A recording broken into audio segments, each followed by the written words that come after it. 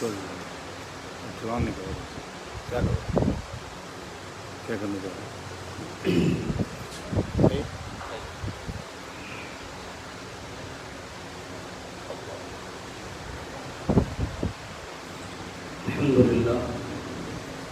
الحمد لله نحمده ونستعينه ونستغفره ونؤمن به ونتوكل عليه ونعوذ بالله من شرور أنفسنا ومن سيئات أعمالنا من يهده الله فلا مضل له ومن يضلله فلا هادي له ونشهد أن لا إله إلا الله وحده لا شريك له ونشهد أن محمدا عبده ورسوله قال الله تبارك وتعالى في القرآن المجيد والفرقان الحميد اتل ما أوحي إليك من الكتاب وأقم الصلاة إن الصلاة تنهى عن الفحشاء والمنكر صدق الله العظيم وصدق رسوله النبي الكريم أما بعد فأعوذ بالله من الشيطان الرجيم بسم الله الرحمن الرحيم الصلاة والسلام عليك يا رسول الله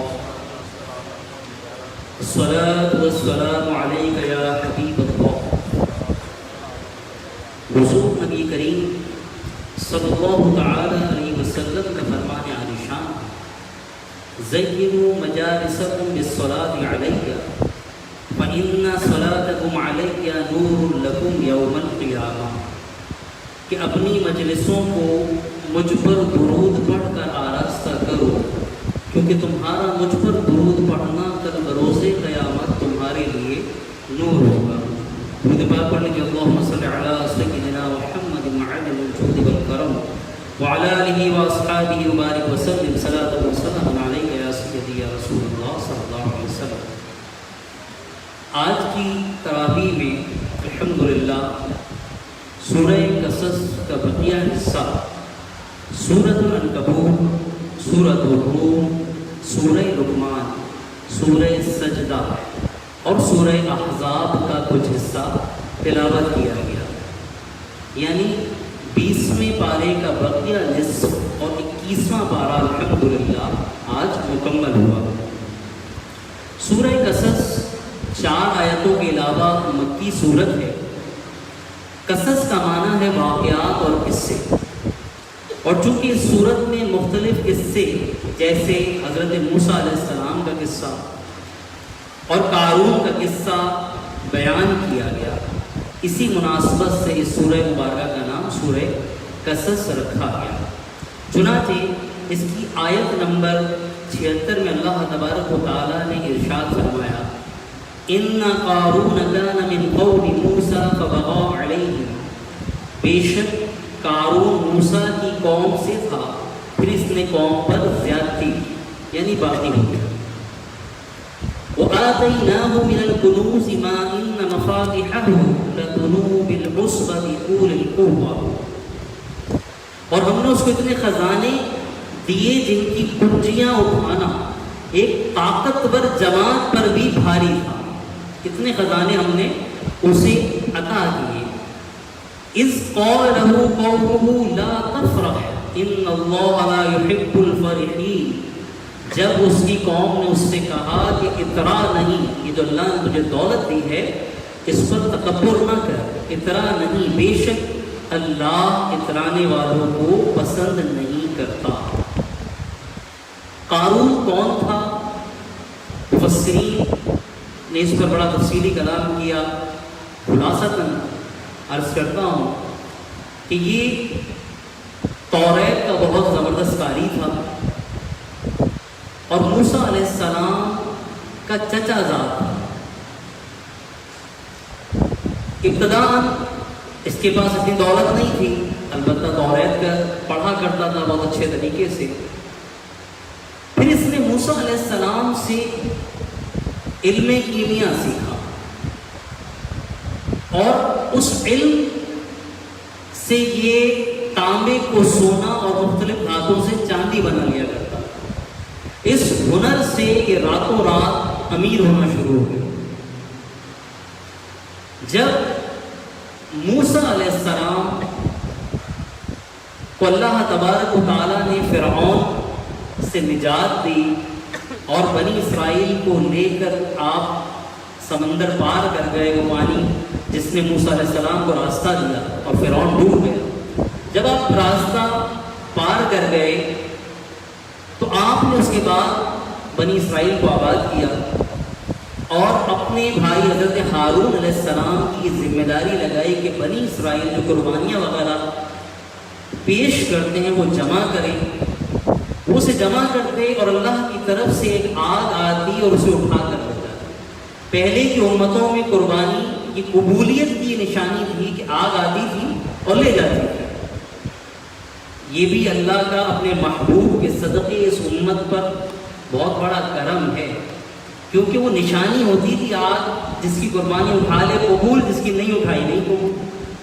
اللہ نے اس امت کو پردے میں اپنے محبوب کے صدقے کہ ایسی کوئی چیز نہیں کی کہ جس سے پتہ لگ جائے کہ فلاں کی قربانی قبول ہے یا نہیں۔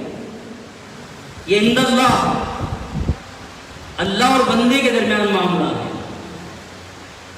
پہلے کی امتوں میں موسیٰ علیہ السلام کی شریعت میں کوئی گناہ کر لیتا، اعضاء میں کوئی نجاست ہوتی، لباس وہاں سے کاٹنا پڑتا تھا۔ جسم سے کوئی گناہ ہوتا وہ وضو کاٹنا پڑتا تھا، یہاں تک کہ بچڑے کو پوجنے کے جرم میں اور کفارے میں قرآن نے بیان کیا کہ انہوں نے اپنے آپ کو قتل کیا، اپنے آپ کو قتل کیا۔ لیکن اللہ تبارک و تعالیٰ نے اپنے محبوب علیہ الصلوۃ والسلام کے صدقے امت محمد صلی اللہ علیہ وسلم پر اتنا کرم فرمایا کہ توبہ کرو اور اللہ تبارک و تعالیٰ معاف کرے، سچے دل سے بندہ تائب ہو جائے۔ تو جب ہارون علیہ السلام کو موسیٰ علیہ السلام نے یہ ذمہ داری دی تو قارون کو حسد ہوا اور اس نے موسیٰ علیہ السلام سے کہا کہ آپ کو تو رسالت مل گئی، ہارون علیہ السلام کو آپ نے ذمہ داری دے دی، مجھے کچھ کیوں نہیں دیا؟ اس کو حسد پیدا ہوا۔ موسیٰ علیہ السلام نے ارشاد فرمایا کہ میں نے کوئی انبیاء کا کوئی معاملہ اپنی جانب سے نہیں ہوتا، من جانب اللہ ہوتا۔ تو آپ نے فرمایا کہ میں نے اپنی مرضی سے نہیں کیا کہ بلکہ اللہ کا حکم یہی تھا۔ اور اگر تم دیکھنا چاہتے ہو تو تمام لوگ اپنے اسے ایک جگہ جمع کر دو، لاٹھی۔ ہارون علیہ السلام کا بھی عصا منگوا لیا، قارون کا بھی عصا منگوا لیا، اور بنی اسرائیل کے جو لوگ تھے انہوں نے اپنے عصے جمع کر دیے، اور بنی اسرائیل کو آپ نے ڈیوٹی پہ مقرر کر دیا کہ اس کی نگرانی کرو۔ صبح جس کا عصا سبز ہو جائے، یعنی جو جس میں سے پتے نکل آئے، لکڑی ہوتی ہے عصا خشک ہوتی ہے لیکن پتے نکل آئے، تر ہو جائے، تو گویا اللہ کے نزدیک وہ مقبول ہے۔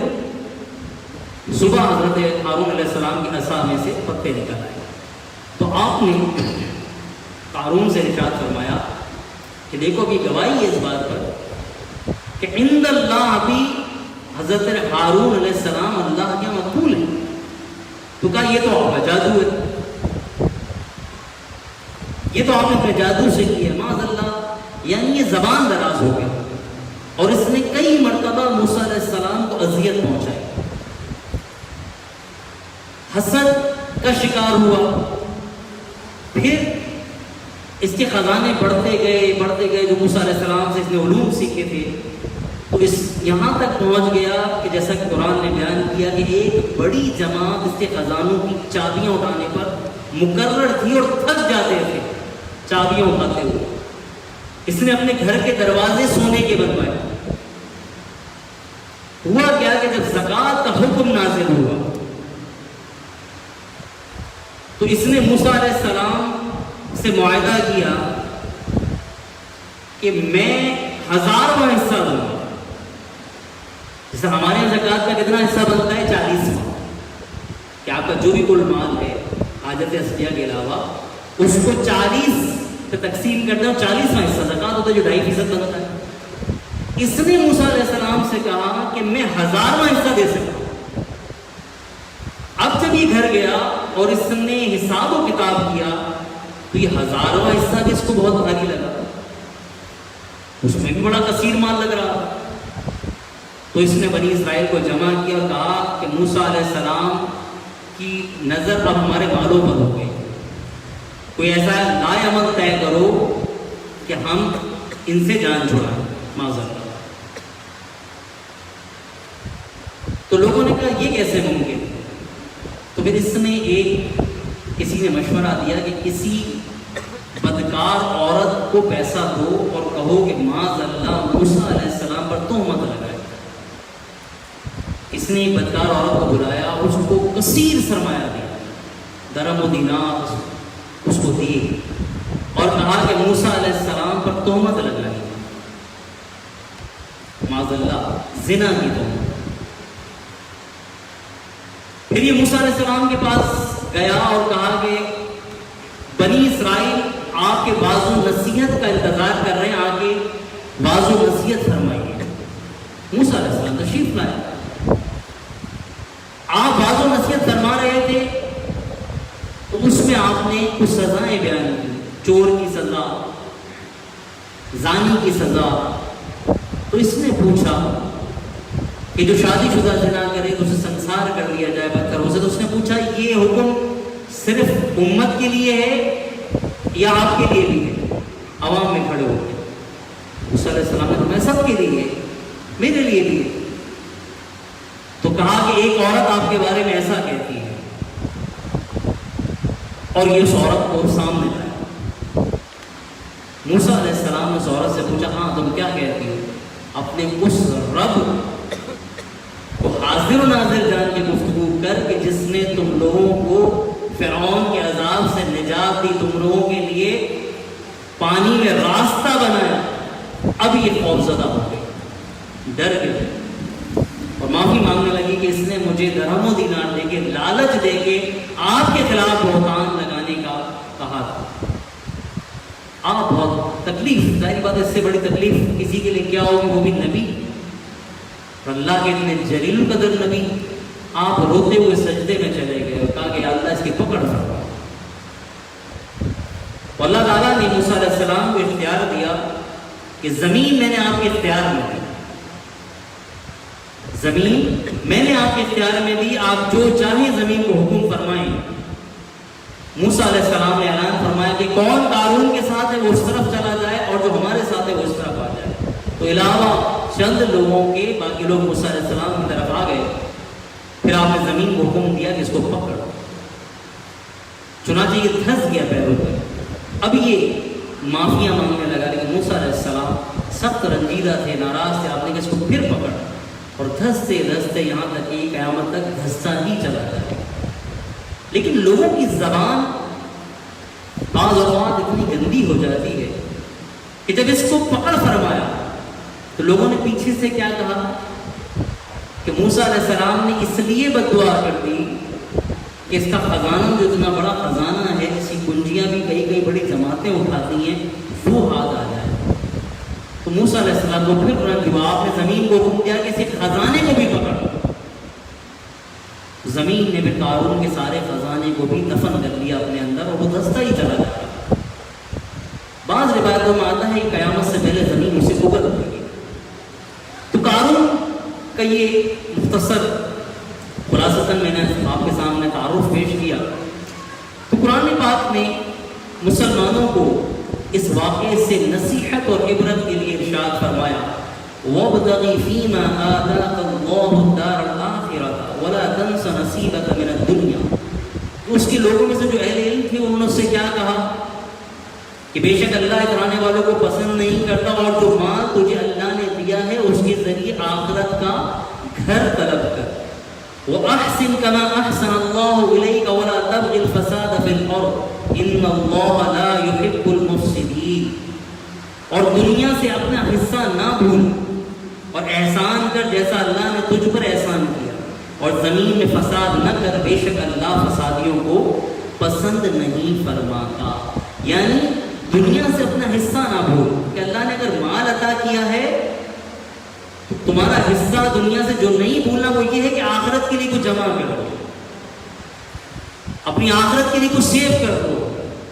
اللہ کی راہ میں خرچ کر کے اصل تو کام وہی آئے گا جب تم نے آخرت میں پہ بھیج دیا، گیا تو وہ بھی نہیں ہے، وہ تم نے اپنی اصل جگہ کے لیے محفوظ کر لیا۔ تو قارون کو جو برباد کیا وہ ایک اس کی خود پسندی نے اور ایک مال کے لالچ ہے، زکات دینے سے۔ قرآن نے جو واقعات بیان کیے، ایک تو یہ بھی اندازہ لگا دیجیے کہ یہ ایمان والا تھا، توریت کا قاری تھا، تو اللہ کی خفیہ تدبیر سے بھی ہمیں ہر وقت پناہ مانگنی چاہیے کہ یا اللہ ہمیں بدبختی سے محفوظ فرما، ایمان پر خاتمہ بالخیر نصیب فرما۔ ابلیس کا معاملہ ہو، کتنا عبادت گزار تھا، قارون کا معاملہ ہو، توریت کا قاری تھا، انکار کس چیز سے کیا؟ زکات سے۔ ابلیس نے کس بات سے انکار کیا؟ اللہ کی عبادت سے انکار نہیں کیا تھا، تعظیم نبی سے۔ تو اللہ سے پناہ مانگنی چاہیے۔ روایتوں میں آتا ہے جبریل امین علیہ السلام اکثر یہ دعا مانگا کرتے کہ اللہ مجھے زوال نعمت سے محفوظ کرو۔ جب سے انہوں نے ابلیس کا معاملہ دیکھا ہے، فرشتوں کے سردار، ابلیس فرشتہ نہیں تھا، وہ تو جنات میں سے تھا، لیکن اس کی عبادات نے اس کے مقام عطا کیا تھا کہ فرشتوں کا معلم بنا تھا۔ جبریل امین تو فرشتوں کے سردار ہیں، لیکن ابلیس کا معاملہ دیکھا تو روایتوں میں آتا ہے باب الکعبہ پر بھی، منتظم پر بھی وہ یہ دعا مانگتے ہیں کہ یا اللہ زوال نعمت سے بچا۔ یہ جو ایمان کی دولت عطا کی ہے نا، تو ہمیں بے فکر نہیں ہونا چاہیے۔ یا اللہ نے جو مفت میں نعمت عطا کر دی ہے مومن ایمان کی اور ایمان والوں کے گھر میں پیدا کر کے، اس کو حفاظت سے لے جانا ہماری ذمہ داری ہے۔ اللہ تبارک و تعالیٰ ہمیں ایمان پر خاتمہ بالخیر نصیب فرمائے۔ زکوٰۃ کے معاملے میں خصوصاً کہ قارون کی پکڑ کا اصل سبب مال کی لالچ اور زکوٰۃ سے بچنا۔ ہمارے یہاں بھی بعض لوگ یہ ہیلا کر دیتے ہیں کہ قربانی کے دن آ رہے ہیں تو آفس سے، کمپنی سے لون لے لیا۔ اب وہ یہ سمجھتے ہیں کہ ہم پر قرضہ ہے لہذا ہم پہ قربانی نہیں، اسی طرح زکوٰۃ تو ہم پہ تو قرضہ ہے۔ ایک بات ہمیشہ یاد رکھیے گا، قرضوں کی دو قسمیں، یہ جو بینک لون، کار لون، یہ لانگ ٹرم لون ہوتے ہیں، لمبی مدت کے قرضے ہوتے ہیں، کمپنیوں نے 10 سال کا کسی کا قرضہ ہے، تو اس میں اور دوسرے قرضوں میں بڑا فرق ہے۔ تو اس کی اقسام کو سمجھیے گا، قرضے دو قسم کے ہوتے ہیں، ایک میعادی، یعنی جس طرح یہ لانگ ٹرم قرض ہوتے ہیں، کمپنی کا ہے آپ نے 5 سال میں دینا ہے، بینک کا ہے 10 سال میں دینا ہے، ہاؤس بلڈنگ کا ہے 20 سال میں دینا ہے، یا ایک غیر میعادی جس کا کوئی ٹائم نہیں، آپ نے کسی دوست سے پیسے لیے اور کہا کہ جب انشاءاللہ انتظام ہو جائے گا دے دوں گا۔ ایک یہ قرضہ ہوتا ہے اور ایک قرضہ وہ ہوتا ہے جو لانگ ڈیوریشن چلتے ہیں، لمبے ٹائم چلتے ہیں۔ تو جو میعادی قرضے ہوں، لانگ ڈیوریشن والے قرضے ہوں، بینک وغیرہ کے قرضے ہوتے ہیں، کمپنی سے دیے گئے لون ہوتے ہیں، آفس سے دیے گئے لون ہوتے ہیں، یہ زکوٰۃ میں سے منہا نہیں ہوں گے۔ ان کی صرف وہ قسط منہا ہوگی جو اس مہینے آپ پر ڈیو ہے۔ تو یہ ہیلے چلنے والے نہیں ہیں۔ یہ جو لانگ ڈیوریشن قرضے ہوتے ہیں یہ مائنس نہیں ہوتے زکوٰۃ کی رقم سے، اس قاعدے کو سمجھیے۔ ہاں جو غیر میعادی ہے، جس میں کوئی ٹائم لیمٹ نہیں ہے، کبھی بھی مانگا جا سکتا ہے، وہ مائنس ہوگا۔ تو اب خود اپنے قرضوں پہ غور کریں، اس قاعدے کو سمجھتے ہوئے کہ میں نے جو قرضہ لیا ہوا ہے وہ میعادی ہے یا غیر میعادی۔ اگر غیر میعادی ہے تو مائنس ہوگا، اور اگر میعادی ہے 5 سال، 2 سال، 10 سال، تو اس کی صرف وہ انسٹالمنٹ، وہ قسط مائنس ہوگی جو آ چکی ہے۔ اللہ تبارک و تعالیٰ ہمیں سمجھنے کی توفیق عطا فرمائے۔ پھر اللہ تبارک و تعالیٰ نے ارشاد فرمایا قال انما اوتیتہ علی علم عندی۔ قارون نے کہا جب لوگوں نے اسے احساس دلایا کہ جو اللہ نے تجھے دیا ہے اس میں سے اس کی راہ میں خرچ کر، اس نے کیا کہا؟ اس نے کہا کہ یہ تو مجھے اپنے علم کی بنا پر ملا ہے، یہ جو میں تانبے کو سونا بنا لیتا ہوں یہ تو مجھے اپنے علم کی بنا پر ملا ہے۔ اولم یعلم ان اللہ قد اہلک من قبله من القرون من هو اشد منه قوة واكثر جمعا. اور کیا اسے یہ نہیں معلوم، اللہ نے فرمایا کیا اسے یہ نہیں معلوم کہ اللہ نے اس سے پہلے وہ قومیں ہلاک فرما دی جو زیادہ طاقتور اور زیادہ مال جمع کرنے والی تھی. اس نے تو اپنی آنکھوں سے دیکھا تھا فرعون کی تباہی کو. ابھی کچھ عرصہ پہلے اس کو خزانے ملنے سے پہلے فرعون جیسی بدبخت مصر پہ حکومت کرنے والا وہ ڈوب کے مرا، لیکن اس کی توجہ اس طرف نہیں تھی، مال کی محبت نے اسے اندھا کر دیا. تو اللہ نے فرمایا وَلَا يُسْأَلُ عَنْ ذُنُوبِهِمُ الْمُجْرِمُونَ، اور مجرموں سے ان کے گناہ کے بارے میں پوچھ گچھ نہیں کی جاتی. یعنی جب اللہ کا عذاب آ جاتا ہے تو پھر جرا نہیں ہوتی، کوئی عذر کا موقع نہیں دیا جاتا کہ یہ کیوں تھا اور کیوں نہیں تھا. یہ جو اللہ نے فرمایا کہ وَلَا يُسْأَلُ عَنْ ذُنُوبِهِمُ الْمُجْرِمُونَ، کہ مجرموں سے ان کے گناہوں کے بارے میں سوال نہیں کیا جائے گا. اس کا معنی یہ ہے کہ جب عذاب کا وقت آ جاتا ہے تو پھر تم سے جرا نہیں ہوگی، اور قیامت کے دن بھی جو ہوگی تو صرف حجت قائم کرنے کے لیے ہوگی. وہ جرا اس لیے نہیں ہوگی کہ بندہ کو اپنا عذر پیش کرے یہ تو میں نے اس لیے کیا تھا، نہیں، کوئی سوال مجرموں سے نہیں کیا تھا.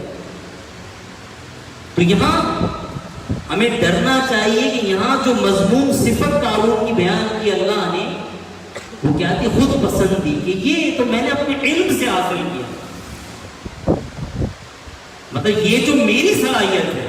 تو مسلمانوں کو اس سے بچنا چاہیے، اس بری صفت سے کہ انسان کی اپنی صلاحیت کچھ نہیں ہے. کہ اہل ایمان، ایک مومن کی صفت یہ ہونی چاہیے کہ ہر کامیابی وہ کس کی طرف سے مل جانے لگا، اسباب پر نہیں، مسبب الاسباب کی طرف رجوع کرے کہ اللہ کی طرف سے. ہمارے یہاں بعض سمجھدار لوگ بھی اب کوئی اچانک ایک غریب گھرانے سے تعلق رکھتا تھا، محنت کی اور کامیاب ہو گیا تو اس کو یہ کہہ دیتے ہیں کہ بھائی سیلف میڈ آدمی ہے، اس نے تو خود ترقی کی. اب یہ آہستہ آہستہ یہ ایسا وار ہے کہ جو خود پسندی میں مبتلا ہے. پھر وہ بھی سوچتا ہے واقعی میرا باپ تو اتنا امیر نہیں تھا، یہ تو میں نے دکان کھولی، کاروبار کیا، فیکٹری لگایا، اتنا بڑا بزنس مین بن گیا. تو ایک بات یاد رکھیے، مسلمان ایک کامل ایمان والے کے ذہن میں لفظ سیلف میڈ کوئی ورڈ نہیں ہوتا. یہ ہوتا ہی نہیں ہے. جو ہوتا ہے من جانب اللہ ہوگا، اللہ کی طرف سے ہوتا ہے. خود پسندی سے قرآن و حدیث میں سخت منع کیا گیا، کبھی کسی کامیابی کی نسبت اپنی طرف مت کرنا. اگر تو خدا نہ خاصا ایسا کرتا ہے تو اللہ کی تائید اٹھا دی جاتی ہے. دو لوگوں کو اللہ کی تائید حاصل نہیں ہوتی، مدد حاصل نہیں ہوتی. ایک وہ جو خود پسندی کا شکار، جو یہ سوچے کہ میں نے اپنی محنت سے، میرے ابا تو اتنے قابل نہیں تھے، میرے ابا نے تو ایک مکان نہیں بنایا، میں نے آج الحمدللہ 4 بنا لیے. اللہ کرے کہ وہ الحمدللہ کہہ دے. لیکن اگر یہ اپنی طرف نسبت سمجھتا ہے تو یہ خود پسندی ہے. دو لوگوں کو تائید حاصل نہیں ہوتی اللہ کی، ایک خود پسندی کرنے والا جو خود پسندی کا شکار ہو، اور ایک وہ جو کسی عہدے کو طلب کرے حالانکہ اس کا اہل نہ ہو. اگر میں کسی منصب کا اہل نہیں اور میں وہ چاہتا ہوں تو وہ مل بھی گیا، آپ پہنچ بھی گئے اس کرسی پہ، اس منصب پہ، تو اللہ کی مدد نہیں ہوگی. اور ایک وہ کہ جو خود بخود من جانب اللہ کسی کو منصب دے دیا گیا، تو پھر بندہ اس قابل نہ بھی ہو تو اللہ اہل بنا دے. ایک بن مانگے مل جائے تو وہ قابل نہ بھی ہو تو اللہ اہل بنا دیتا ہے. اور ایک خود خواہش کر کے حاصل کرے تو اللہ کی مدد و تائید اٹھا لی جاتی ہے. کبھی کسی منصب کی خود خواہش نہیں کرنی چاہیے، بچنے کی کوشش کرنی چاہیے. بڑی آزمائش ہوتی ہے. اللہ تبارک و تعالیٰ ہمیں خود پسندی کی آفت سے بچائے. حضرت انس رضی اللہ تعالیٰ عنہ سے روایت ہے کہ نبی کریم علیہ السلام نے ارشاد فرمایا 3 چیزیں ہلاکت میں ڈالنے والی ہیں، 3 چیزیں ہلاک کر دینے والی ہیں. بخل جس کی پیروی کی جائے، یعنی کنجوسی کا خیال آیا اور آدمی نے عمل بھی کر لیا. بخل جس کی پیروی کی جائے، نفسانی خواہشات جن کی اتباع کی جائے. گناہ کا خیال آیا، نفس نے خواہش پیدا کی، آدمی نے عمل کر لیا. یہ ہلاکت میں ڈال دینے والی ہے. اور تیسری آدمی کا اپنے آپ کو اچھا سمجھنا، اپنے نہیں خود اچھا سمجھنا، یہ بھی انسان کو ہلاک کر دیتی ہے۔ اسی طرح فرمایا میرے آقا علیہ الصلوۃ والسلام نے، اگر اللہ کے بندوں میں سے کوئی بندہ آسمان و زمین والوں کے عمل کے برابر نیکی اور تقویٰ لے کر اللہ کی بارگاہ میں حاضر ہو اور اس میں یہ 3 برائیاں ہوں، خود پسندی، مومنوں کو ایذا دینا، اللہ تعالیٰ کی رحمت سے مایوس ہونا، تو اس کے اعمال کا وزن 1 ذرے کے برابر بھی نہ ہوگا۔ اور ہمارے یہاں یہ بڑا مسئلہ ہے، خود پسندی سے اگر اللہ بچا بھی لے تو یہ جو ایذا دینے والا معاملہ ہے نا مسلمانوں کو، یہ بہت بڑی خطرناک بیماری ہے۔ یہ آدمی کو پتہ بھی نہیں چلتا، زبان سے کب ایسا لفظ کسی کو کہہ دیا کہ اس کے تن بدن میں ہم نے آگ لگا دی، یہ ایذا دینا، تنزیہ گفتگو کرنا، تانا دینا، یہ اللہ اور اس کے رسول کی بارگاہ میں سخت ناپسند ہے۔ فرمایا سارے اعمال اکارت کر دیے جائیں گے۔ اسی طرح آج سورہ عنکبوت کی تلاوت ہوئی۔ عربی میں مکڑی کو عنکبوت کہتے ہیں، اور اس سورت کی آیت نمبر 41 میں اللہ عز و جل نے شرک کے بطلان پر عنکبوت یعنی مکڑی کی مثال دی۔ اس مناسبت سے اس کا نام سورہ عنکبوت رکھا گیا۔ کیوں مثال دی؟ کہ مشرکین جو اپنے بتوں پر تکیہ کرتے ہیں نا، ان کی مثال مکڑی کے جالے کی طرح ہے کہ سب سے کمزور گھر ہوتا ہے۔ یعنی اگر یہ تکیہ کر بیٹھے کہ ان سے کچھ ملے گا تو ملنے والا نہیں ہے، نہ دنیا میں نہ آخرت میں، یہ بت اس قابل ہے ہی نہیں۔ تو مشرکین کے باطل عقائد کا رد مکڑی کے جالے سے کیا گیا، تو اس لیے سورہ مبارکہ کا نام عنکبوت رکھا۔ یہاں ضمن حضرت علی رضی اللہ تعالیٰ عنہ کا ایک اور عرض کر دوں، آپ فرماتے ہیں اپنے گھروں سے مکڑیوں کے جالے دور کرو، کیونکہ انہیں گھروں میں لگا ہوا چھوڑ دینا ناداری کا باعث ہے، نحوست کا باعث ہے۔ تو مکڑی کے جالے گھروں میں نہیں لگنے دینا چاہیے۔ آج ہی 21ویں پارے کی ابتدا میں بہت ہی پیاری آیت مبارکہ کی تلاوت ہوئی، اتل ما اوحی الیک من الکتاب واقم الصلاۃ۔ اس کتاب کی تلاوت کرو جو تمہاری طرف وحی کی گئی، اور نماز قائم کرو۔ یعنی یہاں نماز کو الگ سے بیان کرنا، اس سے مفسرین فرماتے ہیں کہ نماز کے علاوہ بھی تلاوت کرنے کا حکم ہے۔ تلاوت کو الگ بیان کیا، نماز کو الگ، تو نماز میں تو کرنی ہے، نماز کے علاوہ بھی تلاوت کیا کرو۔ یہاں خطاب رسول اللہ صلی اللہ علیہ وسلم سے ہے، لیکن حکم پوری امت کو ہے کہ تلاوت کرو جو تمہاری طرف وحی دی گئی، اور نماز قائم کرو۔ پھر اللہ تبارک و تعالیٰ نے نماز کی ایک بہت پیاری حکمت ارشاد فرمائی، ان الصلاۃ تنہی عن الفحشاء والمنکر، بے شک نماز بے حیائی اور بری بات سے روکتی ہے۔ تو یہاں ہمیں اس آیت پر غور کرنا چاہیے کہ نماز کے اندر خود یہ صلاحیت ہے کہ جب آدمی نماز، جیسا اس کا حق ہے، جیسا اس کا حق ہے، اس کو ارکان کو پورے ادا کرنا، اس کے فرائض و واجبات کا خیال رکھنا، تو پھر نماز خود بندے کی اصلاح کرتی ہے۔ اس سے ہمیں ایک بات یہ سمجھنا چاہیے کہ جب کوئی نوجوان کوئی بچہ نماز شروع کرتا ہے، کوئی آدمی نماز کی طرف آتا ہے، تو اس کو بلا وجہ نہیں ٹوکنا چاہیے۔ ہمارے بڑے بوڑھے کیا کرتے ہیں، خصوصاً بزرگ حضرات سے میں گزارش کروں گا کہ کسی بچے نے نماز شروع کی، اب اس وقت پوری نہیں پڑھی، سنت نفل بھی پڑھو، پہلے فرائض و واجبات اور سنت موقدہ تک آنے تھے، آہستہ آہستہ، کیونکہ ایک مرتبہ کوئی مسجد آ جاتا ہے یا نماز کی طرف آ جاتا ہے تو نماز کا اپنا کام شروع ہو جاتا ہے، جو قرآن نے کہا ان الصلاۃ تنہی عن الفحشاء والمنکر، بے شک نماز خود بے حیائی اور بری باتوں سے روکتی ہے۔ جب کوئی آ جاتا ہے تو آپ ٹینشن نہ لیں، اب نماز آہستہ آہستہ اس کی اصلاح خود کرے گی۔ اور کبھی کسی نیک چیز کو برائی سے تقابل کر کے برائی کو منع نہ کریں۔ نماز پڑھتے ہو یا یہ کرتے ہو، کیا فائدہ تمہاری نماز کا؟ نہیں، نماز کا فائدہ ہے، نماز ہی تو برائی سے روکے گی۔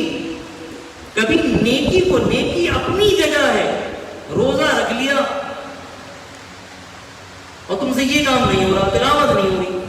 آپ نے روزے کو کیوں بولا؟ آپ تلاوت کی ویسے حکمت اور فضیلت بیان کریں. آپ نے روزے کو ساتھ کیوں جوڑا؟ عاشق رسول بنتے ہو. آج کے روز کسی بیزار، جو دین بیزار لوگ ہیں، کسی کی پوسٹیں ہیں، میں یہ سب کو نہیں کہتا، شیئر کرنے والے بہت سے عاشق رسول بھی ہوں گے، لیکن لوگ کوئی چیز نہیں آتی ہے تو کلو جدید لذیذ، ہر نئی چیز بڑی اچھی لگتی ہے تو شیئر کر رہے ہوتے ہیں. عاشق بنتے ہیں، کاروبار میں ڈنڈی مارتے ہیں. یہ تم نے عشق سے کیوں جوڑا؟ عشق کے رسول سے کسی برائی کو جوڑ کے کیوں اس کی مذمت کو بیان کیا؟ اور عموماً یہ وہ دین بیزار لوگ اس طرح کی باتیں، اس طرح کے فتنے، اس طرح کے وسوسے ڈالتے ہیں کہ جو دونوں طرف ہی نہیں ہوتے، نہ دین کے رہتے ہیں نہ دنیا کے.